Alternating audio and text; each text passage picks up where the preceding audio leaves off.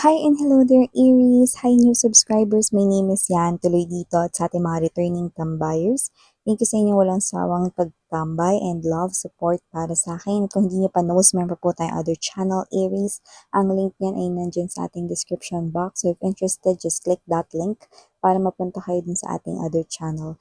And yes, wala tayong gender dito. So bae, lalaki, LGBT, lahat po welcome. Pwede rin pong i-switch at magkapalit-palit yung mga roles. Bakit? Kasi general reading ito. And at the end of the day, everybody, you hold your free will with you. Like, free nyo pong gamitin yan anytime, anywhere. So, kung may cross-watcher si Aries, welcome pa din at may Aries placement sa kanilang natal/birth chart. Welcome din kayo. So, just take only what resonates, guys. Archangel Michael, thank you so much. Together with the angel guides, can we get messages right here for Aries, please? What this Aries needs to know? Can you please show me? Aries. Mga mensahe para kay Aries, please. Aries.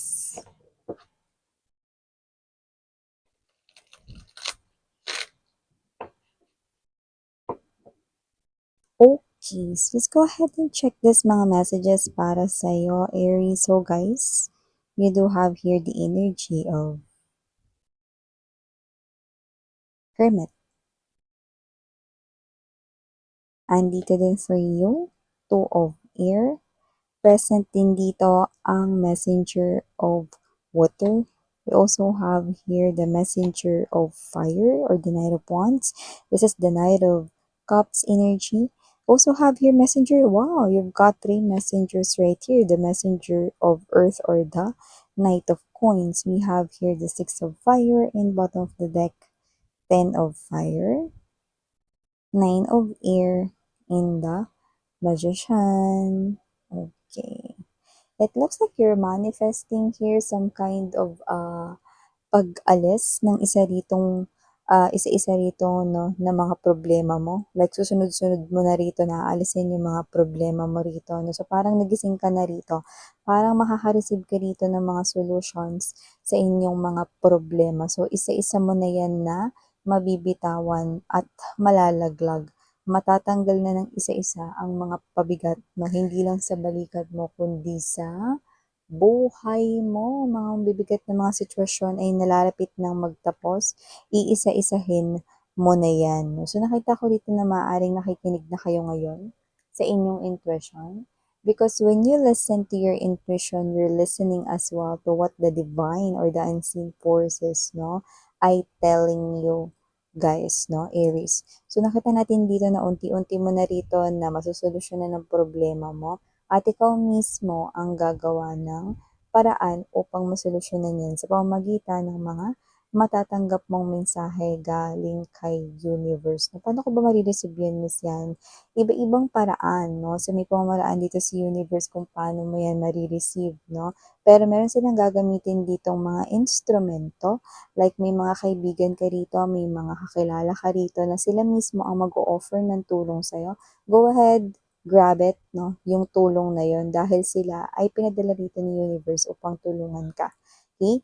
At kung hindi naman sa pamamagitan nila, maaari ka rin makatanggap ng solusyon or mensahe kay universe sa pamamagitan ng iyong panaginip, no? Ang iyong panaginip, tayo ay may maraming panaginip na sa tuwing tayo ay matutulog at maiidlip, no? Libo-libong panaginip, no? Pero yung huli na pinakamatatandaan mo, go ahead, do that, no? Dahil yun ang solusyon sa problema mo. Pwedeng sa panaginip, pwedeng sa pamagitan ng mga tao sa paligid mo. Go ahead, pwede mong tanggapin iyon, no? Tulong yon ni universe para isa-isa mo na mawak ang inyo ritong mga problema. So, yan mga babes, no?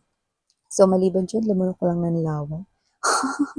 Maliban dyan, Aries, napakadaming messenger dito. Meron dito talaga mga babes, nakakaiba ang iyo ritong natural na ganda, no? At nakikita ko rito na hindi lang ito basta-basta mga babes, no? Mangyayari ng as in, hindi ito nangyayari ngayon na usual, pero pagtapos ng isa rito, no, na parang makasaysayan, parang feels like legendary event, no, magkakaroon ka rito ng mga mga masusugid na tagahanga. To the point na yung iba, no, hahanga sa inyo, pero may mga iba, naliligawan talaga kayo, no. Meron akong nakita rito, natural ka naman ng maganda, Aries, no, or natural ka naman ng gwapo. Pero nakita ko rito, no, na pag inayusan ka, kasi parang may energy na aayusan ka rito, no. Talagang pupustura ka rito. So, hindi ko alam kung may aatinan ka ba dyan, no, event, special na occasion, to the point na as in aayusan ka. Nakita ko rito na mas lilitaw ang iyong ganda, no, yung parang hindi nila dito ma-imagine, no, na ikaw yung kakilala nila. Although alam na nilang maganda ka at gwapo ka, no, pero pag inayusan ka, meron ka pa palang mas lalong ibubuga. At nakita ko rito, no, na dahil dyan, isa sa mga yan, no, nakita ko rito, isa sa mga yan ay kaibigan mo na magkakagusto sa inyo, no? So, yan ay pwedeng literal na tatlo sila, pero yung iba pwedeng higit pa, no? Yung iba, ulitin ko lang, yung iba manliligaw sa inyo, pero yung iba is humahanga lang sa inyo, hanggang dun lang. Pero may mga nakita akong manliligaw sa'yo. Aries, ang taray. So, ikaw na. Maliban diyan, nakakaroon tayo ng energy rito, Aries, mukhang meron dito, no, na hindi gusto yung mga bagay na sasabihin mo or isa-suggest mo. Pwedeng trabaho ito, no. So, parang meron ditong katrabaho ka or meron ka ditong kasamahan sa work, no, or baka boss mo mismo hindi gusto rito yung ibibigay mong suggestion, no. Wow, Tagalog. Or suggestion about something, maybe about a project, maybe about a business proposal right here, no. So, meron ditong hindi, no, na hindi daw maganda yung sinasabi mo rito. So, parang meron ditong energy na parang kung nagre-report ka man, babatuhin ka niya ng maraming questions dito, no. Pero may energy dito mga babes, no, na name-personal siya. Mm. At parang lahat ng sasabihin mo, hindi talaga siya sasang-ayon. Bakit? Kasi nami-personal siya. So, posibleng itong tao na 'to 'no, baka may energy na, pinag-awayan kayo dati or baka may energy rin, ito specific sunod kong babanggitin, may energy rito 'no, na parang kini-claim niyang kanya pero mukhang inagaw mo daw. Hmm. Puwedeng tao, puwede rin naman na posisyon 'no. So, kung posisyon 'yan, sana ginalingan niya. At kung tao man 'yan, hindi mo 'yun inagaw, possible na may gusto sa'yo ang taong gusto niya. Okay, nakuha mo, Aries, okay. So, maliban diyan mga babes, nakita rin ako ng energy rito, Medyo meron ditong energy na nagiging mabagal dito 'no, yung paglapit sa inyo. Nagdadalawang isip pa siya, para siyang nasa cha-cha mode 'no, atras sa bante, punta ba ako, hindi ako punta. So, may ganong klase ng energy at kung sino man ito, possible na ito ay ka-in relationship mo na lalo na kung mag-boyfriend-girlfriend na kayo ngayon. Kung may mga karelasyon or may asawa kayo rito. So, nakikita ko dito mga babes 'no, na meron ditong energy na kung nagkatampuhan man kayo ng girlfriend-boyfriend mo na LGBTQ of course, welcome din kayo 'no. Medyo gusto ka na niyang makita 'no, pero nagdadalawang isip pa siya rito 'no, kasi parang kinakabahan siya 'no, na masigawan mo rito or mabulyawan, yun yung energy.